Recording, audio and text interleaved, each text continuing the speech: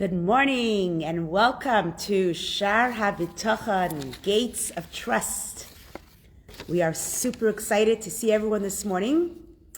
And as everybody starts rolling in, it's a dark, cloudy, rainy day here in Toronto, so everyone's a little late. So we'll give it a few minutes. I would like to say that today's class is in schus of Malka Bas Rezoleya, who, as we speak, is having a very serious surgery for Yena Machla, for cancer. And in the schus of all our learning and davening, Malka Bas Rezoleya should have a tremendous refuah shlema, and we should hear miracles, miracles, miracles. Her sister Jody is with, there today, and she's actually doing a lot of chesed today in honor of her sister, and we're going to be davening in honor of her sister. So let's say good morning to everyone as everyone's waking up here. Francesca and Andy, good morning, Helga. It's great to see all of you. We're going to say Tehillim today in merit of many people's refuah shlema. And here we go.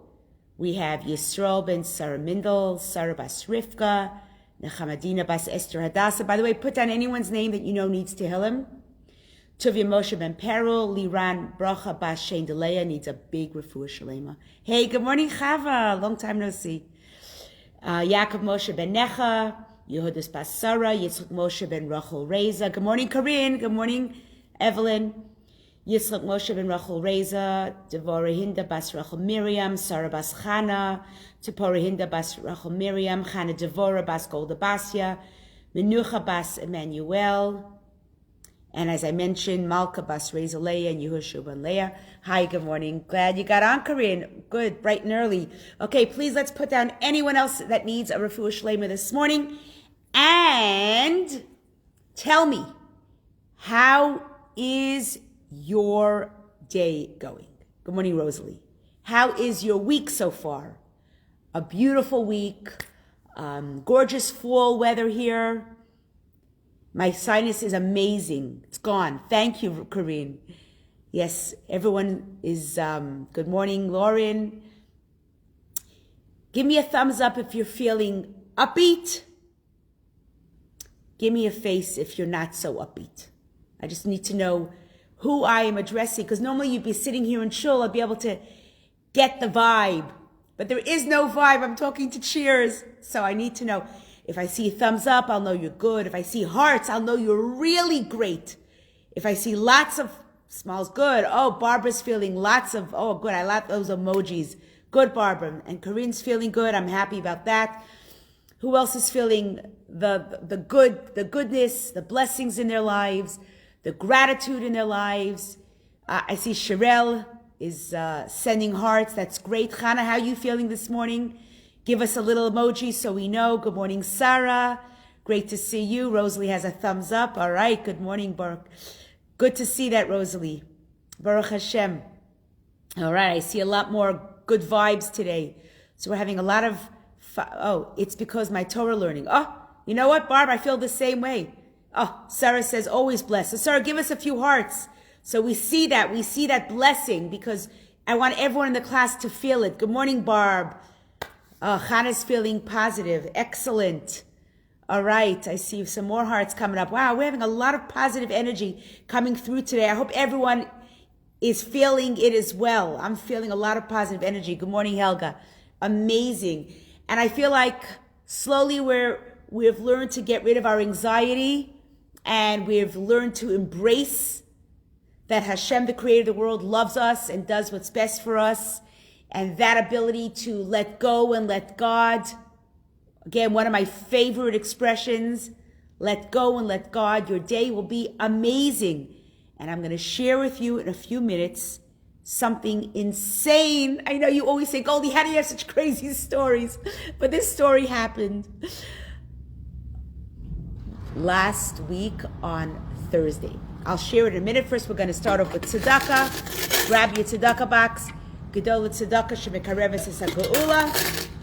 And I'll say the Tehillim with you. If you know it by heart by now, feel free to say it with me. Chapter 20, always good for those that need a speedy recovery. Here we go. Lamanatseach Mizmor LeDavid. Yancha Adonai biyom tzara. Yisagefcha Shem Elohei Yaakov. Yishlach Ezrecha Mikodesh Umitzion Yisadeka. Yiskor kol mechosecha v'oloscha yidash nesela. Yiten lecha chalavecha v'chol atzascha yimale. Yirana b'shuasecha u'v'shem Eloheinu nidgol. Yimale Adonai kol mishalasecha. Ata yadati ki hoshi Adonai mishicho yaneu mishmikocho b'gvuras yesha yamino. Eila v'rechev v'eila v'asusim v'anachnu b'shem Adonai Eloheinu naskir. Hema karu v'nafalu v'anachnu kamnu v'nisodad. Adonai Hoshia Hamelech Haninu v'yom karenu. May Hashem hear our prayers, answer our prayers. Good morning, Karen. Good morning, Tova. Good morning, Brenda and Bev and Karen. Chana, thank you very much. Okay, good. I'm seeing a lot of good energy this morning, and I'm feeling that we're all in a good space. Okay, so what happened this week that ties into Shaar Habitachon? So for all of you that are watching now live, and for all of you that watch later because you're busy in the morning, so since I've been learning Shaar Habitachon, this incredible book, by the way, how many of you, and you can give me with, just tell me, how many of you actually have the book, Gates of Trust? How many of you have it? Can I see a little, hey, good morning, Gail, Boker Tov. Can I see a little bit of a feedback? Who has this book? Or you could put in the comments if you have the book, give me the thumbs up. Because the beauty of this book is that you could read it on your own and you can really internalize. And I like to read this book a little bit on Shabbat. Because I really like to, hey, good morning, Marilyn. Shirel, it's in Hebrew and in English. Corinne, you could pick it up at Israel's bookstore or at maybe Claire Glowinski can tell us where we can purchase this book, because her and her family sponsored the book together with Heather Aaron. Maybe you can let us know. I see Chava has the book. Chava, did you pick it up at Chava, did you get it at Israel's or did you get it through Claire? Because then Corinne could pick up the book as well. I believe you could pick it up at Israel's, and if not, you can definitely pick it up at Amazon. Maybe Chava will answer where she picked up her book. I had a few copies that Heather gave me, so I gave it out. Oh, Chava got it by Claire. I'm going to see, Corinne, if I can get an extra few copies for you, and I will let you know. Okay, I had about 10 copies I gave out the first day, if you remember, and people chopped them, and then that was that. Okay, so this book, this amazing book that was written by Rabbeinu Bachya in the 11th century, is so relevant that really all these people that run around with anxiety and they're losing their hair and they're losing their head, there's no reason for it. There is no reason for it. And all of us go through anxiety. But there's no reason to have constant stress and insomnia and not ability to sleep and not ability to work and not ability to have relationships because, oh my gosh, my life. The first thing we know, we have to breathe in bitachon, breathe out anxiety. That's number one. Okay? And with that, yes, Helga, I'll try to get a few copies. Breathe it in and breathe it out. And having said that, that's when we can start our class. So we are up to chapter 3. And chapter 3 was telling us about what are the prefaces in order to trust in anybody. And in our case, we're proving that Hashem is the best being, and in our case, the best creator, because he has all those 7 qualities that we had spoken about a few weeks ago. That really there's no human in the world that has all those qualities, and only Hashem does. But there's a few more prefaces that Rabbeinu Bachya tells us. And last week he said you have to trust in Hashem implicitly only, and not sheer the trust. And this is where my story comes in. Are you ready? You will not believe the story, okay? What I did was I actually downloaded the conversation that I had with someone about this bitachon. So the third preface is that you have to have complete trust. And it's not just lip service. And it's got to be exclusive trust. And I'll read the words here and then I'll get to my story. He says, "V'hakdama hashlishis sheyached Elokav b'vitchono bo b'ma shehu chayav liftoach bo v'al yishatev zuloto imo v'yivtach alav v'al echad mehabruim v'yifatzei b'tchuno be'alav b'hishtatev zuloto amo." And I'll read in English. The third introduction, hey, good morning, Miriam. The third introduction says this: it is necessary to have proper bitachon. The person must single out God as the only one he relies upon for those things regarding which he is obligated to rely on him. And he does not partner any other being with him to rely both on God as well as on another being. For his trust in God will be ruined when he partners another being with him. So I'll explain that. A person who relies on any being other than God to help him, thinking that this other being may also sometimes help him, and forgetting that God is the only power in the world, cannot be considered a person who has bitachon. Wow. So, this is like truth and consequences right here. We can be open with each other, right? Because we're learning together already for years. What Rabbeinu Bachya is saying is, if you also trust in something else, and I'm not talking about you go to a doctor and you believe the doctor will help you. That's not trusting the doctor. That's trusting that God will give the doctor all the wisdom and know-how and expertise and knowledge to heal you. But you're trusting in Hashem, because Hashem is the ultimate doctor. And we go to doctors, and part of Judaism is to go to a rofei yedid, to go to a doctor that you believe will help you. But it's not like you go to a doctor and saying to the doctor, I don't trust anyone else, I'm putting my trust in you. First of all, it's not fear for the doctor. Because the doctor knows he's not God. At least he shouldn't think he's God.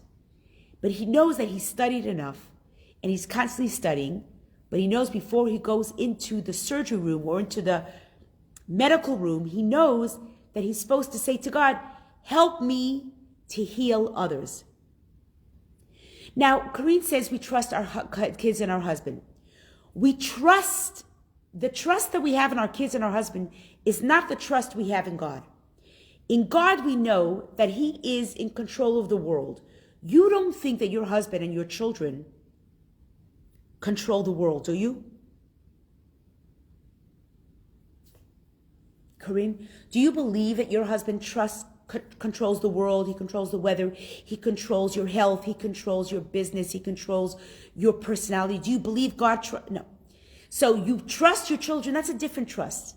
You trust that your children will do the right things. You trust your husband will be honest and kind and loves you. That's not the trust we talk about. The trust we talk about in this book, referring to the gates of trust, is not that we don't trust. Of course, I trust my husband is most loyal to me, and I trust that my husband cares about me more than anyone in the world. But I don't trust my husband the way I trust God. It's a different kind of a trust. That's a bitachon. And that trust, Rabbeinu Bachya, and by the way, if you disagree with me, let's have a great dialogue, okay? He's saying that you trust that God has the ability to save you, to give you health, to give you parnasa, to give you a happy life. That's the trust we put in Hashem. And what he's saying is that if you also trust, and I'll give you an example, okay? So this is the story. I was in New York. I went to speak for a high school. Actually, it's the high school that I went to. It's my alma mater. And whenever they call me in to speak, I will jump because I love that school. A lot of it made me who I am today. And want a payback, right? It's payback time. They trained me and they educated me. I want to help them. So their students were having a retreat and they asked if I can come to speak. And it so happened to be that day was also a Vat HaKinus, which means it's the, I sit on a board that organizes the Shluchos meeting that takes place every February, that I go to every year. And for those of you who want to join me, you can. It's a convention that happens in New York once a year, the 22nd of Shvat, which coincides with Rebbe Tzemach Mushka's Yortzeit. And so they were having their meeting that whole day. And then that night was the retreat. I thought, great, I'll go for both things. They flew me in, no nonsense. But what happened was, I forgot that I had to take the PCR test to come back to Toronto. And I reminded myself that the night before. So my flight was Thursday morning, and Wednesday night I called up this doctor who does the PCR tests, and I said, oh my gosh, I have a flight tomorrow morning at 9:30. No, it was a 10:30 flight, but I had to check in by 9:30. Will I have my PCR ready? So he sends me a message and he goes, sorry, I'm reading you the WhatsApp conversation. He says, I'm so sorry, it won't be ready. So I said, there's nothing you can do that can make it quicker. Can you rush it off to, he goes, I'm sorry, it's an overnight thing. And I'm sorry. I said, what if I come this minute? He says, yeah, come this minute, but I can't guarantee. So I go in and I said, look, I know you can't guarantee, but I have bitachon. I have trust in God. If I'm meant to take that flight, then the PCR will come back okay. And it will come back before I have to check in. So he says to me, no, it's never ever come back that early. I'm so sorry to tell you. I said, fine. If I'm not meant to be on the flight, then I won't get it. And I'll wait at LaGuardia. And I'll take the next flight at 12:30. He says, great. So I said to him, thank you very much. And I said to him these words that I always say, trach gut wird sein gut, right? Think positive, it will be positive. And my mother had given me a little card before I left, a little card that says trach gut sein gut. I'm like, I'm not sweating. That's the point. I'm not going to sweat it. If I'm meant to fly, I'll get the flight that I have to be on because I'll have the PCR. If I'm not meant to be in Toronto that early, then Hashem won't send it. The doctor won't have it, and that's fine. So the point was, I wasn't sweating it. I wasn't anxious. I went home. I finished the rest of the evening with my parents. I actually had to speak to the teenagers. And then the next morning, 8 a.m., I drive out to LaGuardia. I get to LaGuardia, it's around 8:45. I'm getting my passport ready, and I'm ready to check in. And I check my WhatsApp because he was going to send the PCR confirmation on WhatsApp. So I check my thing, it's not there. Fine. Take my passport, and I get on to line. And when I get to the counter, the guy says, okay, great, give me your passport, give me your details. He goes, you have your PCR. And I had just checked 10 minutes earlier, it wasn't there. So I take out my phone, and I see the PCR arrived with a message that says, oh my gosh, this never happened before. Your belief in God really works. Have a safe flight. And then I said to him, thank you so much. And he writes back, Amen.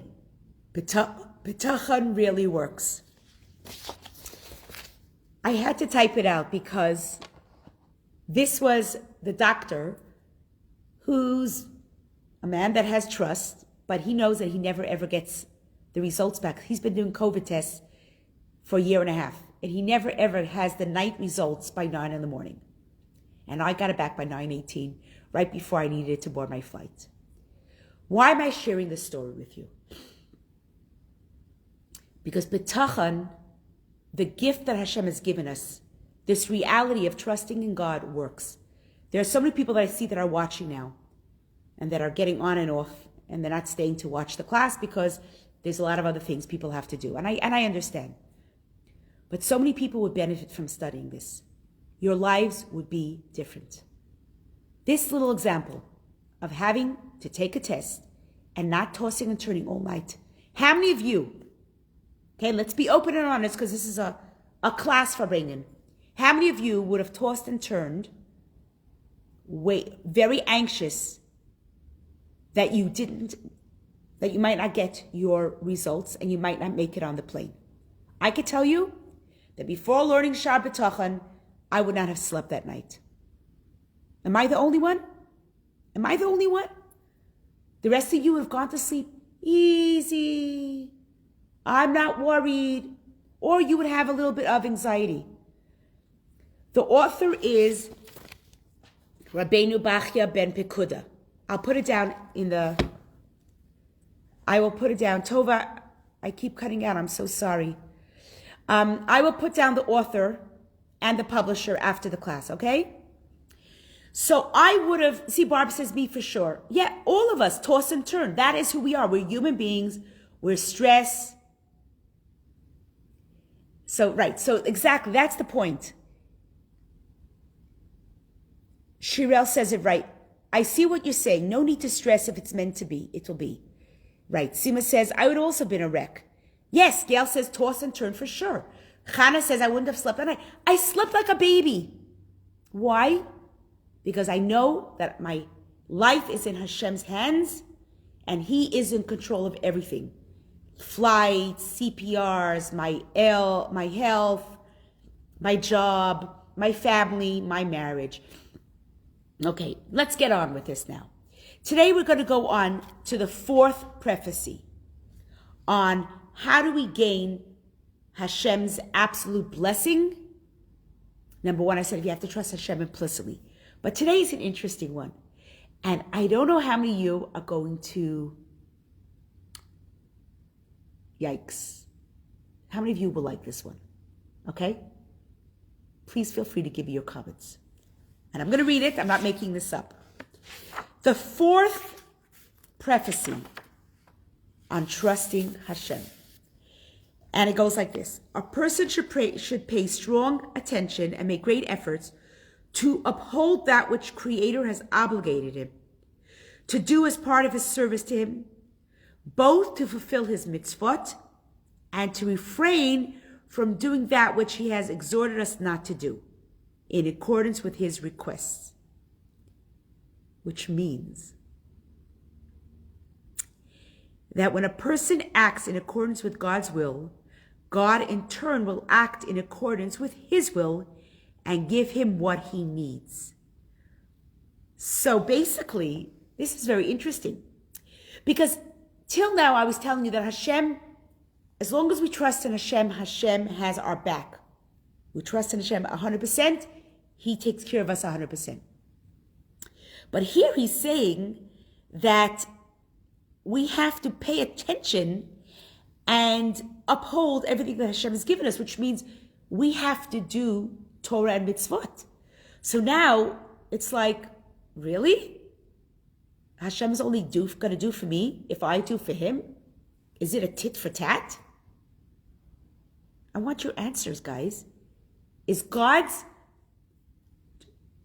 overflowing blessing for us only if we do his mitzvot? That sounds like a husband that says, I'm only going to support you if you make me breakfast, lunch, and supper. I'm only going to be intimate with you if you lose 25 pounds. What? I am on page 76. 76, Evelyn. Could you imagine that that's our relationship with Hashem? Hashem is only going to give us things if we do what he says? Is that a tit for tat? That's what I want to know, guys. Give me those comments. What do you think? You think Hashem is only going to care for us, for those who do his Torah mitzvahs all the time? I mean, we're human. We don't always do Hashem's mitzvahs. I try so hard to concentrate on my prayers. I try so hard not to talk Lashon Hara. I try so hard to keep Shabbat perfectly. I try so hard to remember to give tzedakah. I don't do it always perfectly. Oh, Tova says, as long as you're working on yourself. Thank you, Tova. So basically, we know that Hashem's commandments to us is very important. Freya says, saying thank you to Hashem is to follow his mitzvot. So what basically is saying is, I do not interrupt tit for tat, but that when you try hard to do mitzvot, I want to read, Gail, what you're saying, but that when you try hard to do mitzvot, be a good person, Hashem will honor you in ways that may not have happened. Claire says, I think Hashem values the effort, not the outcome. Amazing. Barbara says, I think God knows each one intimately, and he knows where we come from, where we're going to. Exactly. You got it, my friends. You got it. We get up in the morning and we try to do Hashem's mitzvahs. We learn the mitzvot. We know what Hashem wants of his Jewish people. We know Hashem wants more from us than any other people in the world. Remember my friend Maria last week? She wanted to become Jewish, and I said to her, don't become Jewish. Just do your 7 Noachide laws. God doesn't need you to do 613. But hey, you and I, he wants our 613. Yep. From us, he wants 613. And every morning we wake up and we say, Hashem, I'm going to try my best. And that trying is what Ibn Bachai is saying. We are paying strong attention and making great effort. We're not angels. But there are some people that don't try. They're like, Judaism's not for me. I know I'm supposed to try to do Shabbat. Come on. 2021, got a job that doesn't allow it, or charity, really? A prayer, I'll do that on Yom Kippur. No, my friends, we try in the morning to do. Yes, we wake up in the morning and we say, I want to daven. Yes, we wake up in the morning and say, I want to remember to give tzedakah.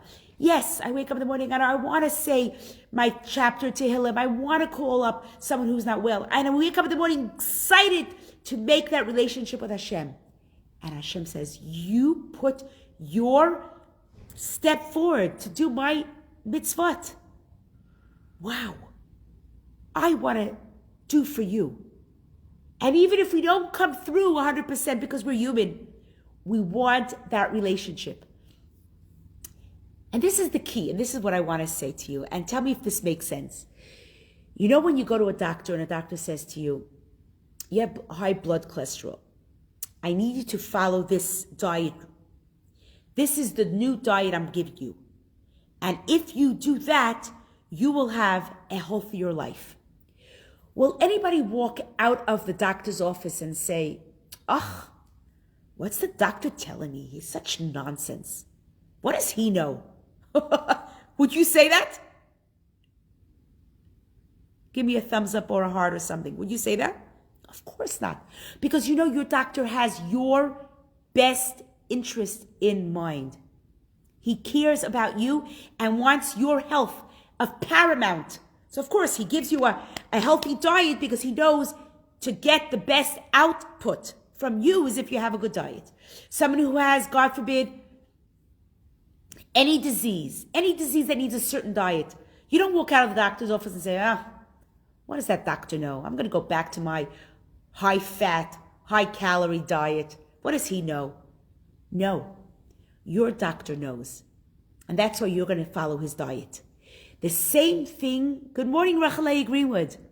The same thing is with Hashem. Hashem gives us a Torah and says, this is for your health. This is for your benefit.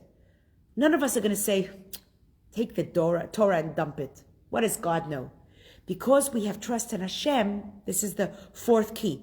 Because we have trust in Hashem, we know that Hashem nourishes us with the Torah. We know Hashem wants us to keep the Torah. Why? Because it's his desire, but it's my desire. I'll give you another example, simple example. You go to your mechanic, and he looks under the hood, and he goes, hey, lady, you need a new battery. Or, hey, lady, your brakes are going. And you'll go, whatever. You drive away thinking, what does this mechanic know? I know better. My husband, he's a genius. We don't need a battery. We don't need a brakes. I just give me some oil. Would anyone in their right mind do that? Of course not. What would you say? You would say, hey, give me the battery. I'm not leaving this place until you fix me the battery or fix those brakes. I don't care what it's going to cost. I want my life to be long and healthy. Give me those brakes. Why? Because that mechanic is the expert. He knows your car. The doctor is the expert. He knows your health. But God, Hashem Elokim, He's our creator. He knows exactly what will give us a good life. And He knows that Shabbat gives us a good life. And He knows tzedakah giving gives us a good life. And He knows that we don't talk lashon hara that gives us a good life. You tell me, my friends. And this has happened to all of us. Okay. We sat with friends. We go out for a coffee or a tea. You had guests. And you end up talking about people. Oh, did you hear about so-and-so? Her husband's not doing well. Did you hear about this one? Her kid flunked college. Oh, what about that one? Oh, they're just redoing their house. How do they have so much money? You know, the conversations. Okay, we all know it. You finish that meal. You go home. How do you feel about yourself? You feel good. Does talking lashon hara make us feel good? No, it's a terrible feeling. And we feel so bad that we were sucked into the conversation. We have to be the ones that stop those conversations, because that's not what Hashem wants from us. And it makes us feel good. It makes us feel really, really good when we don't get into anti-mitzvah opportunities, anti-mitzvah situations. But when we have a day, like I spoke to a friend last night, and she tells me, I had such an amazing day. Yes, Freya, lashon hara is the hardest, 100%. I had a friend last night, and her sister's not well. We were saying Tehillim for her this morning, and she tells me, Goldie, a whole day I was busy visiting my sister. Then I ran around to get her a mezuzah holder. Then I went and got her a scroll, and I ran to 5 different places because no one had the scroll. Then I ran to her house, and I put on the scroll. And I just came home, and me and my children were exhausted, and I feel great. And I said to her, Jody, you feel great because you did a day full of mitzvahs. And she goes, and tomorrow I'm waking up in the morning and I'm going helping Bikkur Cholim so that my sister would have her Fuah Shlema. And she was on such a high.